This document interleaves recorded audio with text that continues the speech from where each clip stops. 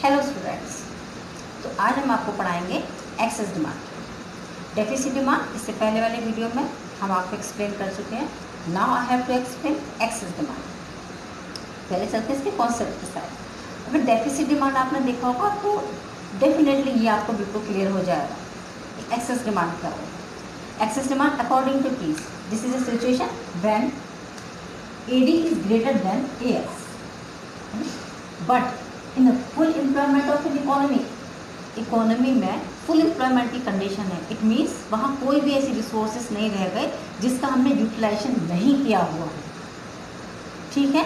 उसके बाद भी AD ज़्यादा हो रही है AS के कंपैरिजन में, माने लोग डिमांड ज़्यादा कर रहे हैं और सप्लाई नहीं हो रही है। क्यों? क्योंकि रिसोर्सेज ही नहीं है। भाई रिसोर्सेज जितने थे हमने उनका फुल यूटिलाइजेशन कर लिया, उसके बाद भी डिमांड बढ़ रही है और सप्लाई है नहीं। ये जो कंडीशन होती है इसे हम क्या कहते हैं, कॉन्सेप्ट ऑफ एक्सेस डिमांड। समझ गए ना, है ना। डेफिसिट डिमांड इसका जस्ट अपोजिट था, बिल्कुल। अगर हम कर्व बनाते हैं इसका तो ये कर्व कुछ ऐसा बन जाएगा जैसे OX axis OY axis. Demand जब फुल एम्प्लॉयमेंट के लेवल पर था तो हमारा इक्विलिब्रियम का पॉइंट ये था, माने हमारा GDP इतना था। क्लियर? ये AD जब एक्सेस हमारी डिमांड हो रही है, इक्विलिब्रियम का पॉइंट ये है। समझ गए? इक्विलिब्रियम का पॉइंट ये, माने इतनी एक्सेस डिमांड है, इतनी एक्सेस डिमांड है। लेकिन हम इसको तो बढ़ा ही नहीं सकते ना, बिल्कुल भी। क्यों? क्योंकि हमने रिसोर्सेज तो अपने सारे यूज़ कर लिए, हमने रिसोर्सेज अपने प्रॉपर सारे यूज़ कर लिए, तो फिर इतने ही इनकम पर और इतना ज़्यादा हमारा क्या हो जाता है, ये एक्सेस डिमांड हो जाती है। ये जो इतना पीरियड होता है, इसको जब ये डेफिसिट डिमांड में होता है तो हम उसको डिफ्लेशनरी गैप कहते हैं, और यहाँ पर हो जाता है ये इन्फ्लेशनरी गैप। इन्फ्लेशन आ जाता है, चीज़ें और ज़्यादा महंगी हो जाती हैं। तो सीधी सी बात है, देखो अगर आप समझो मार्केट में किसी भी चीज़ का स्कोप कम है, माने वो चीज़ कम है वहाँ पर मार्केट में, तो फिर प्रोड्यूसर क्या करते हैं, उस चीज़ की प्राइसेस बढ़ा देते हैं। प्राइस बढ़ा देंगे तो उनका प्रॉफिट होना स्टार्ट हो जाता है ना। क्योंकि क्या होता है यहाँ पर, भाई जब उनको पता है कि ये चीज़ नहीं आ रही, वहाँ से सप्लाई ही नहीं है और लोग डिमांड कर रहे हैं, तो उसको कैसे कोप अप करेंगे। वहाँ पर सिर्फ एक ही तरीका होता है, इन्फ्लेशन आना, चीज़ों को महंगा हो जाना, ठीक है। अच्छा, क्वेश्चन ये आ जाता है कि भाई ये कंडीशन आती ही क्यों है, क्या कॉजेज हैं इसके। बिल्कुल जैसे कि आपने उसमें पढ़े थे, हमने डिक्लेरेशन आपको पढ़ाया था इससे डेफिसिट डिमांड में से। कॉजेज में जब हम पहुँचते हैं, causes increase in consumption expenditure by private, है ना। माने यहाँ पे जितने भी पर्सन हैं, पीपल हैं, हम लोग हैं, कंजप्शन ज़्यादा कर रहे हैं, है ना। ये इवन मतलब पुअर लोग भी ना रिच के जैसे रहना पसंद करते हैं, उनको भी वो स्टाइल्स अच्छी लगती हैं जो रिच लोग करते हैं। तो कंजप्शन ज़्यादा हो रहा है यहाँ पर, लोग ज़रूरत से ज़्यादा डिमांड कर रहे हैं, लोग ज़रूरत से ज़्यादा शॉपिंग कर रहे हैं। इन्फ्लेशन यही तो होगा, एक्सेस डिमांड हो रही है भाई, सप्लाई आ नहीं रही है पर डिमांड हम ज़्यादा कर रहे हैं यहाँ से। और क्या कारण हो सकते हैं, इन्वेस्टमेंट्स, प्रोड्यूसर। अगर हम 2 सेक्टर में देख रहे हैं ना, ये तो हम 2 सेक्टर में देख रहे हैं जहाँ पर सिर्फ कंज्यूमर है और प्रोड्यूसर इन्वेस्टमेंट ज़्यादा कर रहे हैं। ये तो कंजप्शन हो गया सी, और ये क्या हो गया, इन्वेस्टमेंट हो गया, है ना। यानी प्रोड्यूसर इन्वेस्टमेंट ज़्यादा कर रहे हैं। इन्वेस्टमेंट क्यों करते हैं, उनको ये एक्सपेक्टेशंस होती हैं कि उसका रिटर्न उनके पास बहुत तेज़ी के साथ आएगा, ठीक है।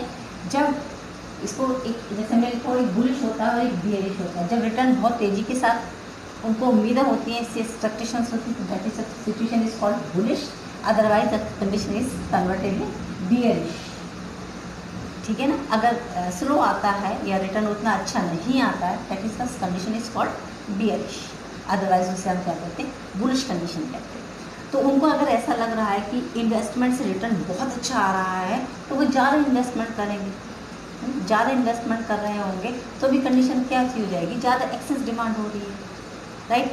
4 सेक्टर्स में अगर हम चलते हैं तो गवर्नमेंट, वो भी हमने जितने भी उसके पास एक्सपेंसेस हैं वो गवर्नमेंट ज़रूर से ज़्यादा एक्सपेंसेस कर रही है। कंजप्शन भी कर, गवर्नमेंट दोनों काम करती है ना, कंजप्शन भी करती है, एक्सपेंडिचर्स भी करती है ना। उसके पास कुछ ऐसे प्लान्स हैं, कुछ ऐसी पॉलिसीज़ हैं जिसमें वो ज़्यादा से ज़्यादा कंजप्शन और एक्सपेंडिचर्स, इन्वेस्टमेंट्स करना चाहती है। तो गवर्नमेंट भी ज़्यादा कर रही है, तो गवर्नमेंट भी डिमांड ज़्यादा कर रही है, राइट। इसकी वजह से क्या होता है, इंक्रीज इन एक्स, यानी कि एक्सपोर्ट्स बढ़ जाते हैं। एक्सपोर्ट्स क्यों बढ़ रहे हैं, है ना, क्यों? क्योंकि यहाँ वाले मार्केट में तो क्या होगा, इन्फ्लेशन हो रहा है। इन्फ्लेशन हो रहा है तो हम क्या करेंगे, माल को अपने गुड्स जो हमने बनाई हैं उसको हम क्या करना चाहेंगे, यहाँ से एक्सपोर्ट करना चाहेंगे। समझ गए? एक्सपोर्ट बढ़ जाता है, ये कारण है इसके कि एक्सपोर्ट्स का ज़्यादा हो जाना, है ना। एक्सपोर्ट हम कर रहे हैं तो यहाँ पर है ही नहीं, यहाँ पर चीज़ें ही नहीं है ना। क्यों? क्योंकि हमने उसको बाहर भेज दिया, नहीं है, डिमांड ज़्यादा हो रही है उसकी। समझ गए? और क्या होता है, लेकिन डिक्रीज इन एंड, हम इम्पोर्ट्स यहाँ पर कम करेंगे। क्यों कम करेंगे? इम्पोर्ट्स नहीं, हम बाहर से सामान खरीदेंगे नहीं, है ना।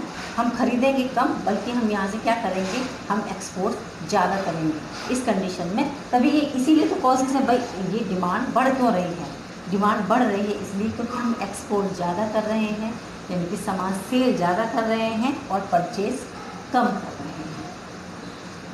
ठीक है ना। आगे चलते हैं। और अब cut in the tax, government ने टैक्स की रेट कम कर दी है। गवर्नमेंट ने टैक्स की रेट कम करने की वजह से लोगों के पास डिस्पोजेबल इनकम ज़्यादा हो गई है। ज़्यादा हो गई है तो वो ज़्यादा डिमांड करेंगे और ज़्यादा शॉपिंग करेंगे। सिंपल सी बात हो, सिंपल से शब्दों में सोचें, ज़्यादा शॉपिंग कर रहे हैं। शॉपिंग कब करते हैं आप? जब आपके पास ज़्यादा पैसे होते हैं, ज़्यादा इनकम होती है। गवर्नमेंट ने टैक्स की रेट कम कर दी, इसका मतलब आपकी जो डिस्पोजेबल इनकम है, यानी कि आपकी जो इनकम खत्म हो जाती थी वो अब आपके पास है, इसलिए आप मार्केट में ज़्यादा डिमांड कर रहे हैं, ज़्यादा शॉपिंग कर रहे हैं। तो ये कॉजेज़ है हमारे एक्सेस डिमांड के।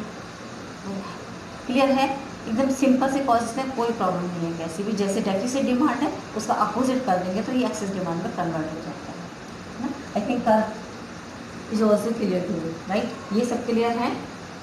चलते हैं अब हम इसके कॉन्सिक्वेंसेस की साइड चलते हैं कि एक्सेस डिमांड अगर किसी भी इकोनॉमी के अंदर इतनी ज़्यादा हो रही है तो कॉन्सिक्वेंसेस क्या निकल के आते हैं इकोनॉमी के, राइट? तो सो लेट्स स्टार्ट।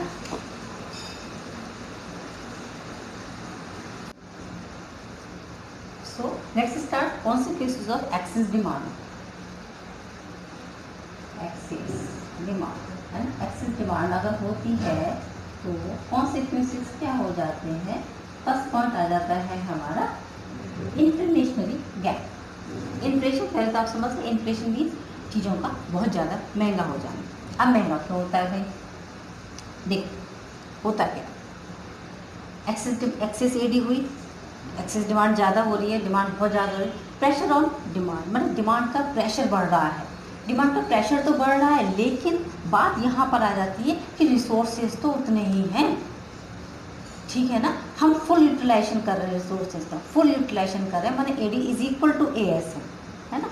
उसके बाद भी डिमांड बहुत ज़्यादा बढ़े तो रिसोर्सेज कहाँ से लेके आएंगे? ठीक है, इसका मतलब डिमांड पर प्रेशर बहुत ज़्यादा बढ़ रहा है। प्रेशर डिमांड पर बढ़ेगा तो क्या होगा? Rise in the cost of production.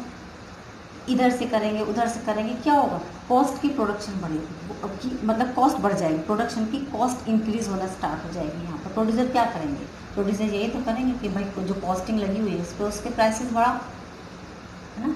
वो ज़्यादा होना शुरू हो जाएगा। क्यों? क्योंकि हमारा डिमांड पर प्रेशर आ रहा है बहुत ज़्यादा। और अगर कॉस्ट उधर बढ़ती है गुड्स की, इसका मतलब जो जनरल प्राइस होते हैं गुड्स के वो भी यहाँ पर इंक्रीज हो जाते हैं,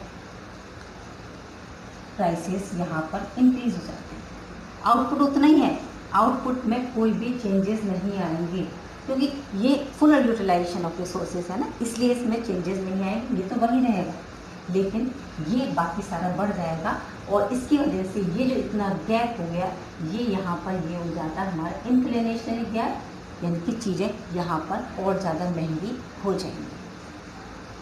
डायग्राम क्लियर है आपको? ठीक है ना। और ये भी आपको क्लियर है बिल्कुल। इन्फ्लेशन समझ में आ गया कि इन्फ्लेशन क्यों हो जाता है। यहाँ पर डेफिसिट डिमांड में डिफ्लेशन होता है क्योंकि डिमांड ही नहीं है, सप्लाई हो रही है तो वहाँ डिफ्लेशन होता है, वहाँ चीज़ें सस्ती हो जाती हैं।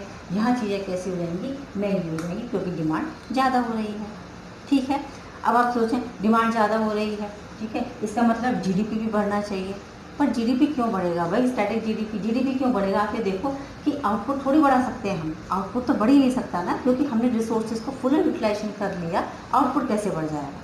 आउटपुट नहीं बढ़ेगा। तो यहाँ पर हम बात करेंगे किसकी? रियल जीडीपी की बात करेंगे। रियल जीडीपी जो कांस्टेंट प्राइस पे था, ये जो करंट प्राइस है, करंट प्राइस बढ़ते रहेंगे, प्राइस कितने भी बढ़ जाएंगे, लेकिन जो पीस ऑफ लैंड जितना है वो उतना ही तो रहेगा। इसमें होने वाला प्रोडक्शन भी उतना ही रहेगा, वो एक्सेस यानी कि वो इंक्रीज नहीं हो सकता है यहाँ पर। ठीक है, तो जीडीपी की अगर हम बात करते हैं, हम नॉमिनल जीडीपी यहाँ पर नहीं काउंट करते हैं जो करंट प्राइस पे रहता है, हम यहाँ बात करते हैं रियल जीडीपी की जो कांस्टेंट प्राइस पे रहता है। तो जीडीपी कैसा रहेगा, स्टैटिक रहेगा। जीडीपी भी नहीं बढ़ सकता। अगर हम ये कहते हैं कि डिमांड बढ़ रही है तो भाई हमारे पास जीडीपी भी तो बढ़ रहा होगा ना, नहीं बढ़ सकता है, क्योंकि हम एक्स्ट्रा प्रोडक्शन नहीं कर सकते, क्योंकि हमने फुल अपने जो रिसोर्सेज थे उसका हमने फुल यूटिलाइजेशन कर चुके हैं। समझ गए, ये कॉन्सिक्वेंसेस, दो कॉन्सिक्वेंसेस अभी आपके सामने आ गए। ठीक है, अब देखते हैं इसके बाद वेजेस स्पाइरल, वेजेस पर इसका क्या इम्पैक्ट पड़ जाता है। चलते हैं इसके साइड में।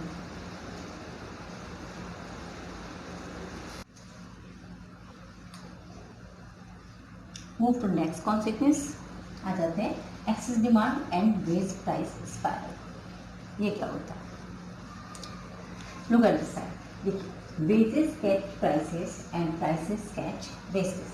हाउ सिंपल, अभी बताया था जैसे एक्सेस डिमांड होती है, प्रेशर किसके ऊपर आता है, भाई डिमांड ज़्यादा हो रही है, कॉस्ट ऑफ प्रोडक्शन, भाई ज़्यादा सप्लाई करें, आप और ज़्यादा सप्लाई करें, रिसोर्सेज के ऊपर प्रेशर रहता है ना, कि जितनी डिमांड आ रही है उसको किसी भी तरीके से फुलफिल किया जाए। वो तो पूरी हो सकती नहीं है क्योंकि रिसोर्सेज हमने प्रॉपरली या फुल यूटिलाइजेशन हमने कर दिया है। ठीक है ना, इससे क्या होता है, कॉस्ट ऑफ प्रोडक्शन यानी कि वेजेस वो बढ़ जाता है, उधर से वो बढ़ता है, प्रेशर आ जाता है, उसकी वजह से क्या होता है, प्राइस बढ़ जाते हैं, कॉस्ट ऑफ प्रोडक्शन बढ़ा तो जनरल प्राइस बढ़ गई। ठीक है ना, इसलिए क्या था, राइज इन द वेजेस। जब राइज इन द वेजेस हुआ तो क्या हो गया, rise in the cost of living. भाई वेजेस बढ़ रही है ना, लेबर के पास ज़्यादा पैसे आ रहे हैं तो कॉस्ट ऑफ लिविंग भी तो उसकी बढ़ गई है। जब कॉस्ट ऑफ लिविंग बढ़ रही है तो क्या उसका मतलब है कि वेजेस भी बढ़ रही होंगी। दोनों चीज़ें एक दूसरे के साथ हैं। बिल्कुल देखो, rise in wages, rise in cost of living उसकी वजह से, और rise in cost of living इसका मतलब वेजेस बढ़ रही है। दोनों ही चीज़ें एक दूसरे के साथ हैं और इसलिए ये किसका कारण है, ये कारण है हाइपर इन्फ्लेशन का। ये जो सिचुएशन होती है किसी भी इकोनॉमी की, उसे क्या कहते हैं हम, that is called hyper inflation. बहुत ज़्यादा चीज़ों का महंगा हो जाना। ठीक है ना, क्यों, क्योंकि कॉस्ट ऑफ प्रोडक्शन बढ़ रहा है, बेसिस ज़्यादा बढ़ रही है, लोगों के पास ज़्यादा पैसा आ रहा है, ज़्यादा पैसा आने की वजह से उनका कॉस्ट ऑफ लिविंग बढ़ गया। कॉस्ट ऑफ लिविंग बढ़ने की वजह क्या वजह है, बेसिस का बढ़ जाना, और इसलिए क्या हो जाता है, हाइपर इन्फ्लेशन, चीज़ें बहुत महंगी हो जाती हैं। समझ गए, है ना। एक और point, loss of profit same to same, जैसे हमने डेफिसिट डिमांड में था वहाँ भी लॉस ऑफ प्रॉफिट था, यहाँ पर भी लॉस ऑफ प्रॉफिट है ना। यहाँ पर हाउ, क्योंकि जो प्रोड्यूसर होते हैं they are not able to produce more things, है ना, वही उनके पास उतने ही रिसोर्सेज हैं, अब वो और ज़्यादा प्रोडक्शन नहीं कर सकते, कर ही नहीं सकते, क्योंकि रिसोर्सेज उन्होंने जितने थे उनका यूटिलाइजेशन वो कर चुके हैं। तो एक तरीके से उनका क्या हो गया, उनका प्रॉफिट लॉस ही तो हो रहा है। डिमांड है मार्केट में लेकिन वो उसकी सप्लाई नहीं कर सकते हैं, है ना। तो ये क्या हो गया, एक तरीके से क्या हो रहा है, उनका लॉस हो रहा है उनके प्रॉफिट का।